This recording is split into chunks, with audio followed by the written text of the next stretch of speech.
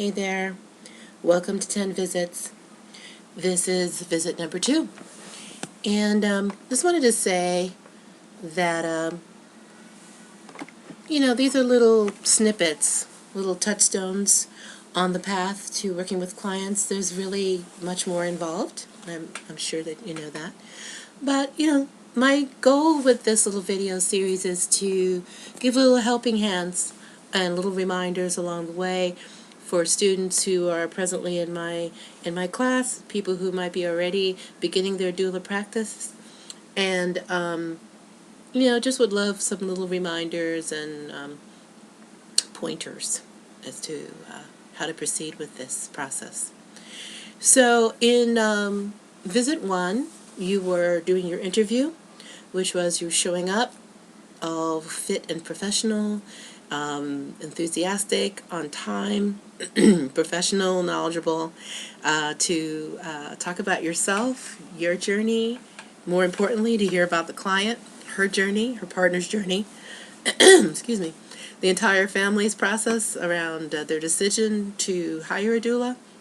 You're educating the family about what a doula is, what a doula does, and ingratiating yourself in such a wonderful fashion that they feel overjoyed and immediately went out, called your references, and immediately decided that they wanted to have you as their doula. After that first visit, you went home and you wrote a nice little thank you note to your client, thanking them for their time, and anticipating working with them and telling them how excited you were to potentially be their support person. If you are one of our doulas who are working at the Sacred Birthplace, that's already kind of been established for you. Clients, that first meeting is very important. Families have to feel comfortable, safe with you, and you've gone ahead to make your second appointment and are about to sit down and get ready and get into the meat of your doula care, which is a deep knowing of this family and their process.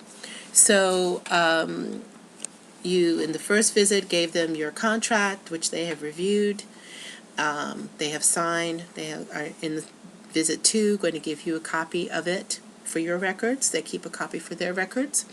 You asked them if there were any questions about the contract, anything that was confusing to them, or they wanted to have further clarification. Hopefully the answer to that is no. They feel clear. They're very happy. If you're at the point in your training where you're beginning to accept payment, that's the time that you accept payment. Generally ask for a 50% deposit and the remainder to be paid by 36 weeks.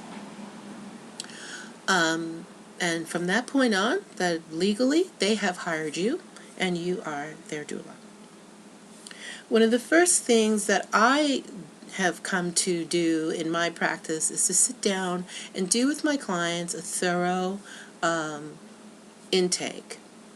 I use the form that's available in Elizabeth Davis's wonderful book, Heart and Hands, and it's a mini-page intake form that asks all kinds of amazing and wonderful and pertinent questions, and really helps you to have a really deep knowing of your clients, who they are, their histories, and what could be possibly on the table for them as they make their decisions around how they're going to birth the baby that they're having. To my knowledge, the doulas that I train and myself, we're the only ones that do that kind of a deep looking in, and for myself, I find it completely invaluable. For the same reason that a doctor or a midwife would want to gather this information, I would want to gather this information. Generally, we're meeting clients in the last trimester, and we don't have weeks and months of talking to the clients and bonding with them. The intake form gives us an opportunity to even make more rich the rapport that we have established with our clients, and gives us information as to what suggestions we might need to make with regard to diet, lifestyle, etc., that will help the mom achieve her goal of that vaginal unmedicated birth that she's working towards. Okay. So I have on my computer here in front of me the intake questionnaire, and it's a complete medical gynecological history for this mama. It focuses on the mama specifically, but there are a few questions for dad as well, and I always try to break it down and try to include dad as much as possible in the process. I don't recommend giving the form to the client and having them fill it out and hand it back to you. I recommend sitting with the form with the family and talking them through it and writing down their questions as they speak to you and taking notes. Being very careful as you do this to make sure to make eye contact with the clients and not just be sitting there scribbling with your head down on a piece of paper, but to look up, engage with them. That might mean that this form will take more than one visit to complete. Oh well, no problem. There's no rush. This is one of the most important documents that you can fill out, and it's going to be your Bible. You will refer to it many times as you continue to work with this family, and it's worth the time that it takes to get to the point where, you know, they're comfortable enough to answer these questions for you. They will be comfortable enough to really allow you to step in and guide them through their birth process. It's totally worth doing. Valuable use of your time as a professional doula. So I'm going to just go over it kind of briefly and talk just basically what the form does. Page 1, you're gathering basic information, name, address, phone number. There's no spot on here for the due date. I would write the due date right on top in nice big letters, numbers and letters so that you can see it. EDD 1112 right on the top, corner there. You want to know the mom's name, partner's name, addresses. If they have separate addresses, there's a place for that. You want to know the mom's birthday, her height, her weight, which is her non-pregnant lady weight. That's a good time to also ask her about how much weight she's gained in the pregnancy, and you want to hear a good number around that. If he's meeting a mom in her last trimester, hearing that she's gained 20, 30 pounds is good news, and hearing that she's only gained 10 pounds might be cause for concern. So, you want to get her emergency contact person. That's a good thing to have. You want to know, just ask briefly how she found out about you and your practice. If she has any insurance, just to know what it is.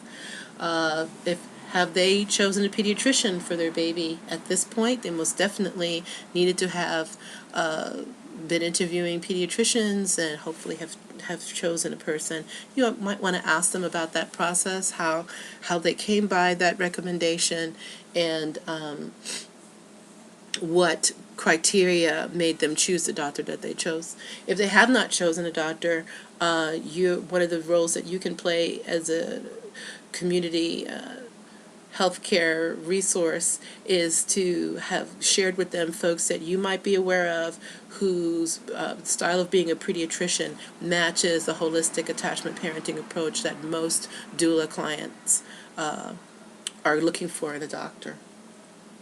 There's information about her menstrual history. When did she start menstruating? Her last period. There's information here about any pregnancies that she's had previous.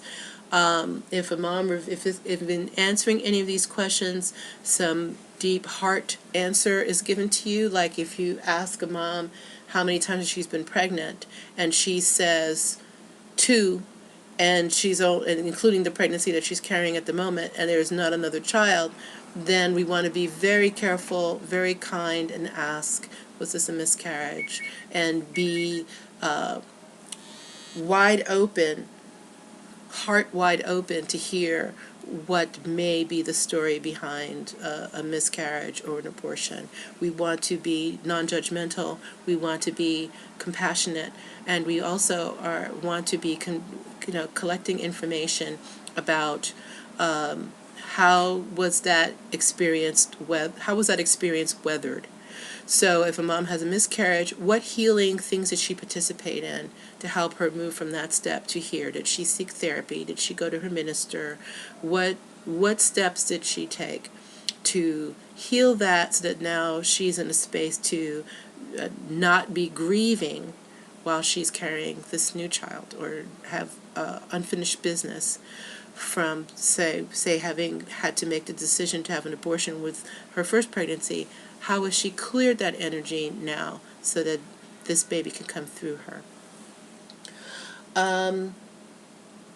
Second page is medical history. You want to go through and check off, have the client reveal to you if she's had any of these various issues like kidney disease, diabetes, hypertension, whether she still has these conditions today, how are they treated. You want to look for the question about hereditary concerns. There's questions about pap smear. We're going on to gynecological concerns now, talking to the client about any and all issues of her reproductive health, anything that's come up during the pregnancy. Is she been exposed to any chemicals during the pregnancy, any alcohol, tobacco, things like that. You want to go through her gynecological history. How did her mother give birth to her? How did the women in her family give birth? I asked Dad this question too, but it's also much more focusing on the mom. Statistically, generally, how a mom is birthed, how her mom birthed her, is how her client is going to give birth. And there's some exceptions to that, but that's a general rule. It's good to know. If all the mamas give birth really quickly in the family, if this mom is in good health, there's a pretty good anticipation that she's going to do kind of sort of the same thing. And it's good to kind of know and talk to her about that. If your client doesn't know her birth story, if the client dad doesn't know his birth story, this is a good opportunity to have him go find that out. That is the most precious story of our lives, is how our journey began. It's surprising how many clients don't know. Be the one to encourage them to go find that out. There's more to the intake form, but I've run out of time. So I'll be back in a bit, and we'll continue to discuss the client intake form and other matters. Thanks for being with me for 10 visits.